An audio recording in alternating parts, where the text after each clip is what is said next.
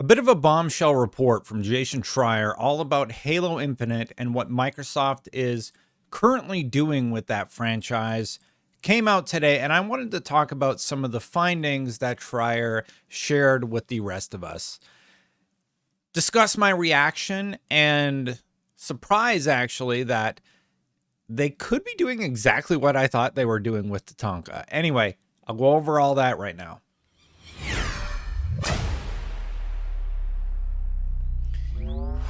So if you're not following along, Tatanka, I believe it's called, is what is rumored to be Halo Infinite's Battle Royale. So before we go over the article, here's the tweet where Schreier put out the article. It said, Microsoft's 343 Industries will still make Halo games despite rumors to the contrary. But with mass layoffs, at least 95 people, an engine pivot to Unreal, and a focus only on multiplayer for the near future, 343 is hitting the reset button. Here's a new story. One of 343's biggest core problems over the last few years has been heavy reliance on contractors who can only stay a maximum of 18 months. During this mass layoff, full-time employees got severance packages, contractors got a few days to pack up and leave. Yeah, that's how it works in the gig business. It's actually really, really brutal.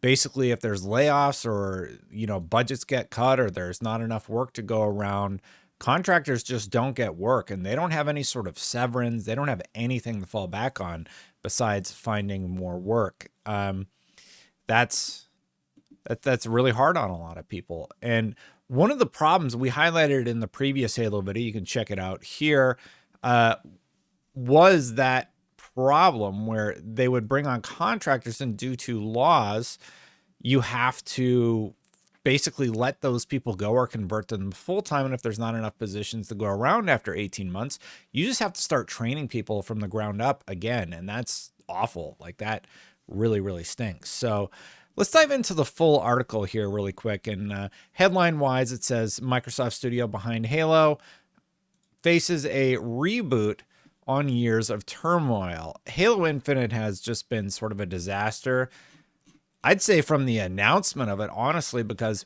they promised split screen multiplayer and they just keep having problems like getting anything out the door. I like the gameplay of Halo Infinite. I really like the campaign, but man, post-launch support has been pretty crappy. I think the winter update was the most substantial launch with Forge, and now we have more Forge game types coming out. But anytime a game has to rely on their community to keep the game going along, that's very concerning to me. Let's read some of the key points from the piece though. The outfit is all but starting from scratch, and what they say by starting from scratch is that means they're moving from the Slipspace engine to the Unreal engine. Now, that is a big change for any game developer. But one of the positive aspects about that could be the usability of the Unreal engine. Unreal has been used by most people in the industry. Most people can quickly jump into it and start making games. But I have to wonder, and they actually highlight this a little bit later on, will that impact the feel and the gameplay of Halo Infinite? I've even seen an article talking sort of about Destiny. As you know, Halo was created by Bungie, and the engine has sort of been updated for Halo 4, 5, and Infinite. Infinite having a whole new engine, but it's credited with a lot of the problems that Infinite has faced. So moving over to Unreal, can they retain that feeling the game has?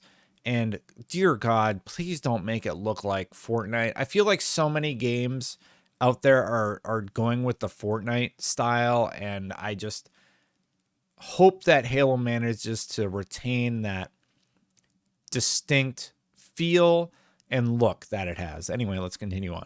The axe fell in mid-January when Microsoft announced mass layoffs in 343 Industries was hit hard. While Microsoft declined to provide specific figures, at least 95 people at the company have lost their jobs, according to a spreadsheet of affected employees reviewed by Bloomberg. Now, the only place where I can find an employee count for 343, I believe it's around 450 employees. But that's like 95 95 people is almost a fourth of your whole staff. That's quite significant. I don't know how you recover from something like that. Like, just losing that much of your team and still being asked to continue creating would require some pretty dramatic restructuring. So the certain affinity support certainly lends to that ideal. Those temporary employees were given just a few days warning before their contracts came to an end. And, we've talked about it a lot, but when contractors are brought in for 18 months and they're not converted, they have to be let go, and you just sort of reset that whole cycle. So Schreier's covered off on a lot of stuff that we've already known about. Now, we didn't have a specific count on how big the layoffs were, but 95 is quite the significant amount from 343, and I don't know how they move on from there. 343 has said, 343 is still working on Halo. We're still going to make campaign content, et cetera, et cetera. But this is like the third report about the state of the studio and the fact that the studio is going to go a different direction, basically, and move to Unreal. Now, before I continue the story, if you've watched this far, please consider hitting that subscribe button, hitting that bell. I have a goal of hitting 100,000 subscribers, and I'm getting memed for it. But if all of you hit subscribe right now, I would hit my goal today. So please consider hitting subscribe, especially if you've watched this far and are not subscribed yet. Continuing on, Matt Booty, head of Microsoft Xbox Game Studio, said in an interview that 343 will continue as the internal developer for Halo and as the home of Halo. Internally, Booty has reassured 343 staff that even as they work with outside partners and outsourcing houses, they will remain in charge. So, sure, they'll remain in charge, but what capacity? Are you just managing all the external studios at that point? How, 343 has to do something major to prove that they're still in the driver's seat. You release Halo Infinite, it's good. Multiplayer comes out, like, Tatanka is going to probably launch sooner rather than later at this rate. But if it's in a different engine, that's going to prove a lot of this stuff right. And that means that the roadmap that's been laid out by so many different sources is likely going to be true. So we'll see what happens anyway. Here's the meaty stuff. As you can see, I highlighted like the last 3 paragraphs. Anyway, the studio's own engine, known publicly as Slipspace, has been one of the biggest points of contention over the past 2 decades. Based largely on old code from the 1990s and early 2000s, it's buggy and difficult to use, and has been the source of headaches for some developers on Halo Infinite. People familiar with the development said. Several multiplayer modes that are nearly finished, such as Extraction and Assault, both popular in previous Halo games, have yet to be released in part because of issues involving the engine, they said. That sort of reminds me when campaign co-op was hacked to work after 343 basically said, yeah, we can't get it to work. And then Digital Foundry tried it out and played like through the whole campaign and said there were some issues, but it's really close. So 343 had to address it again. They addressed it again with IGN and said, yeah, it's just, we would have to pull away from other things that we're working on right now in order to take that across the finish line. That's insane to me. It's insane to me that couch co-op is like such a monumental task in your own engine that you have to pull people off of it so you can make something like Forge. It's pretty crazy to me. Anyway, at several points over the past decade, management at 343 debated switching to Epic Games Inc.'s Epic Games Unreal Engine, but it wasn't until late last year when previous studio head Bonnie Ross and engine lead David Berger departed and Pierre Hintz took over that the firm finally decided to pivot to Unreal. I mean, when you lose your engine lead and Bonnie Ross leaves and somebody else is put in charge, it's kind of like, yeah, okay, we got to change it up because this ain't working. The switch will start with a new game codenamed Tatanka. Yeah, I had it right. According to people familiar with the plans. And here's the thing. I called that on Unlocked like months ago. I said, I think Tatanka is being made in Unreal. I think that, like, obviously Infinite can't just switch engines. So whatever's being done for Infinite will be finished up. and released in Infinite, and then Tatanka is that reset point where they switch over to Unreal. And that sort of makes sense to me, honestly, because you'll have this new Halo game, whatever it ends up being, and players can just jump right into it. Now, I do sort of question how will progression carry over, if there's any sort of cross progression. Is there going to be any sort of incentive for players who followed Halo Infinite to jump over there? And like, what's going to happen to the Forge community with that jump? I'm a little concerned about it, but I'm all down for trying something new, because if this is the support level that we're getting for Infinite, just go ahead, move over. The project, which 343 is developing alongside the Austin, Texas-based game studio Certain Affinity, started off as a battle royale, but may evolve in different directions, the people said. Future games in the series will also explore using the Unreal Engine. Explore, not confirm, which may make development easier, although internal skeptics are worried that the switch may have a negative impact on the way Halo games feel to play. A Microsoft spokesperson declined to comment on issues with the engine or the company's plan to pivot for Unreal. Like, what are they going to say? Oh yeah, the engine sucks. Like, there's nothing really beneficial that Microsoft could say about an engine switch. So I suppose after Tatanka is announced, that will be a good follow-up question that everybody will be asking. Fans had assumed that in addition to new multiplayer modes, 343 was working on new content for the story, but that wasn't the case. According to people familiar with the situation, developers were making prototypes in the Unreal Engine and pitching ideas for new Halo games rather than working on new missions for Halo Infinite. Many of those developers were laid off this month, and the company isn't actively working on new story content, the people said. A Microsoft spokesman declined to comment. So people call me crazy, but like, Microsoft's whole hands-off approach, I think it works for places like Bethesda that are doing just fine. But if management is just letting people work on whatever, or people are just working on whatever instead of what the roadmap says they're supposed to be working on, that's insane to me. I don't really understand that sentence. The part I don't understand about it is, were they just sort of screwing around, or were they assigned to do that work? Because if they're just kind of doing whatever they want in Unreal to pitch that's strange. That's a strange use of company resources, and it sounds like those people have now been laid off. So I'm just sort of confused by that statement. I hope they were assigned that, because otherwise you're telling me nobody knows what they're supposed to be doing at 343? That's a major problem with leadership if that's the case.